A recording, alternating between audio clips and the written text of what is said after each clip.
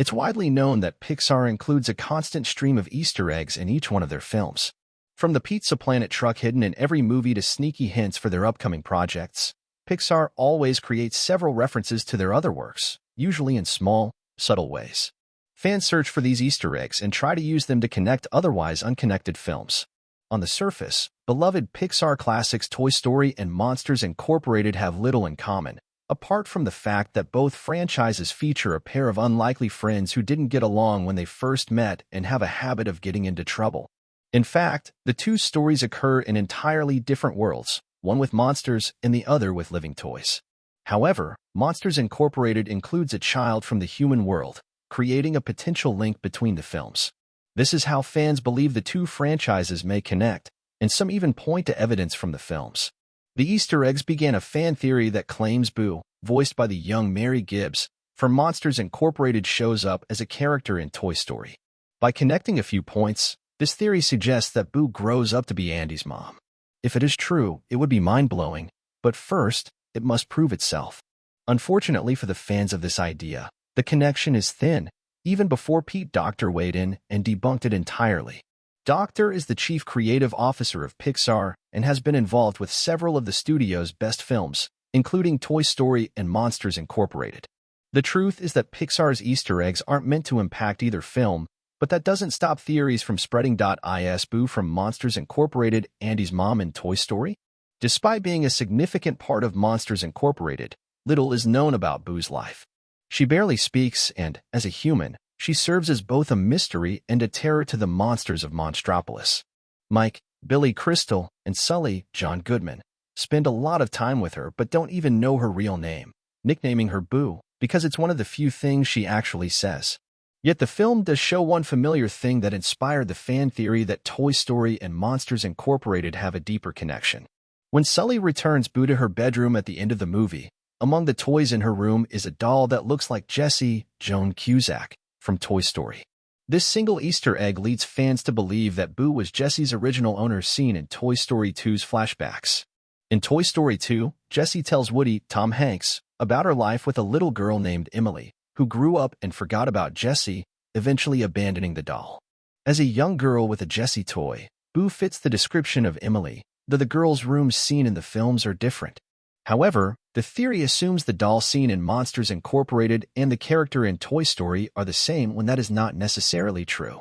Toy Story 2 shows a toy store aisle filled with Buzz Lightyear, Tim Allen, toys, so why can there be only one Jessie doll in existence? Boo has a Jessie doll, but that doesn't mean it's the same Jessie. Another problem with the theory is that Boo's name, which is signed on her artwork as Mary, is not Emily. Theoretically, Boo could live in the same world as Toy Story, but that doesn't require her to be in the film itself.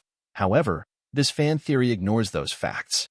So, assuming Boo and Emily are somehow the same, the theory goes further to make Boo an even more significant character in the Toy Story films, Mrs. Davis, Laurie Metcalf, aka Andy's mom. Though Andy's mom is a driving force for the plot in several of the films, she doesn't have a large part, meaning there is no information about her life before the franchise begins. One detail, however, has driven speculation that Emily, who is Boo, in this theory at least, grew up to be Andy's mom. The Jessie doll has been around long enough for her owner to grow up, but the theory focuses on Andy wearing a red cowboy hat. Despite his favorite toy, Woody, having a brown hat, Andy's hat looks like Jessie's. Emily also wears a red hat that matches Jessie's, leaving people to suspect that Emily grew up and passed her hat down to her son. This, again, ignores the fact that toys are mass-produced. Andy could be wearing his mother's old hat, but that doesn't mean it's Emily's as well. And it would be strange for her to keep the hat to pass on to her child, but not her favorite doll. The theory does nothing to explain these flaws, though it is a nice thought that Jessie could have made her way back to the same family.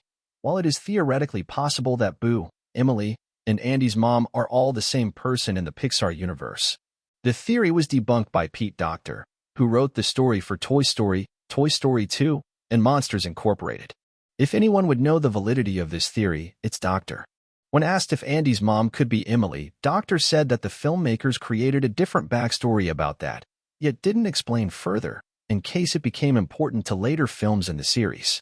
As far as the crossing over of the two worlds, Docter explained that for each story, they created different worlds with no intention of a connection. He even admitted that the idea of them being the same breaks my head a little bit, to be honest. Nevertheless, Easter eggs do exist. Doctor's explanation here is logical but less exciting. Each object in an animated film takes individual work, so at first, reusing different objects was simply a time saver. But it quickly became a fun tradition that the studio keeps up. These visual references are exciting and provide something for fans to discover even after multiple watches, but they don't always have to mean something.